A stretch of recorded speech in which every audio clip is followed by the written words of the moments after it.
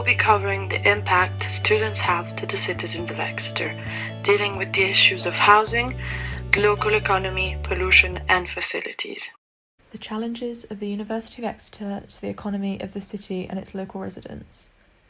There are currently over 22,000 students enrolled at the university, and this puts strain on local services such as the police force and also medical services such as hospitals and ambulances.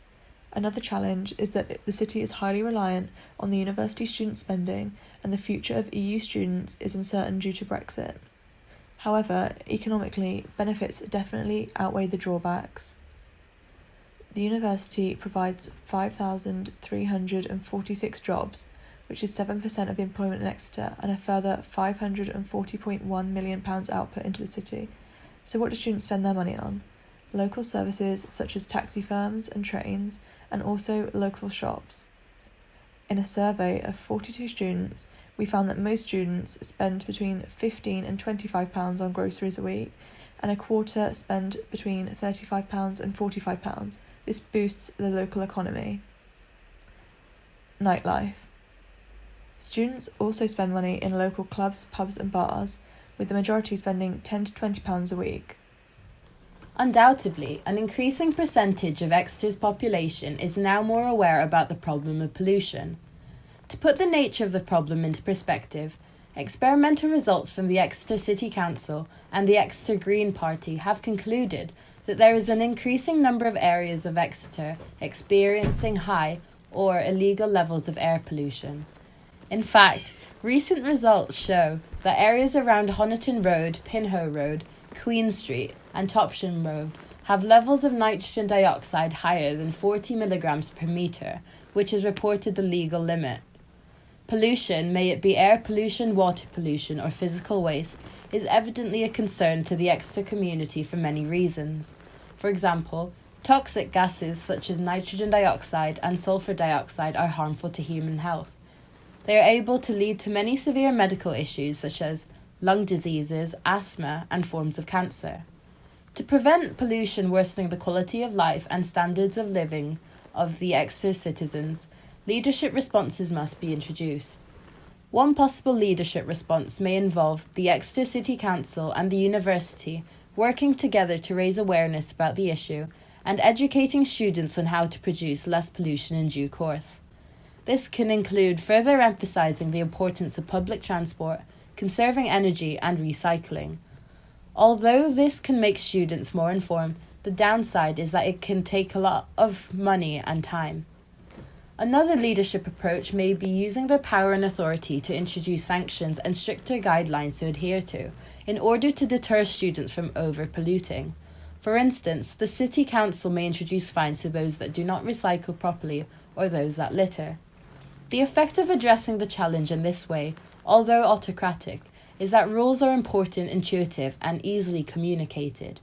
In addition, this leadership response holds a lot more control, meaning it is effective for short-term results when the problem becomes urgent, and it also makes sure that rules are followed. The University of Exeter has a wide range of state-of-the-art facilities in place for its students. It could be argued that these are hogged by the students and would be of better use if the community had full access to them. For example, the Forum Library is primarily for the use of students. Although the public are allowed to access the library and browse the content, borrowing books is not permitted. We contacted Alexandra Penn, Head of Event Sales at the university, in aim of finding out if the citizens of Exeter benefit at all from the facilities. Alexandra addressed the benefits the university's facilities have in attracting business tourism, but did not address community access, which is a negative sign. Neil Shepherd spoke to us on behalf of the University Sports Office. The Sports Office's main focus is the students. This mindset reinforces that the facilities are potentially being hogged. However, Neil did explain the community's importance and listed several activities and partnerships with the citizens. The university and students have a corporate social responsibility to open up facilities more in future to Exeter's citizens. Students bring housing problems to many cities, but this is particularly evident in the small city of Exeter, where students make up 10% of residents in private housing. This means that the rental market is particularly strong in Exeter's multiple obligation houses. This is because landlords who rent out to students gain a higher income than renting to families. Some areas, such as Pennsylvania and Union Road, have become almost 100% occupied by students over the years. This has led to studification, a process which leads to a disproportionate balance of permanent residents and students living in a particular area.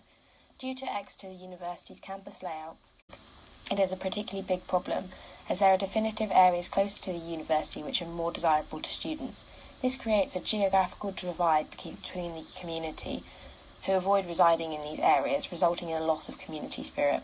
There have been multiple attempts to reduce the scale of the issue by the City Council, such as internalising it by making the university itself responsible for more on-site accommodation and trying to regulate it. The Council introduced Article 4 in 2011, which states landlords will need planning permission to change a family house into a house of multiple occupation. This is an attempt to limit the number of student houses in any given area, to maintain a sense of community among permanent residents. Whilst the effects of the council have maintained some variety in the occupation of houses, there is still a strong sense of predominantly student residential areas in Exeter. The majority of our group and people we know are moving into areas known for student housing next year.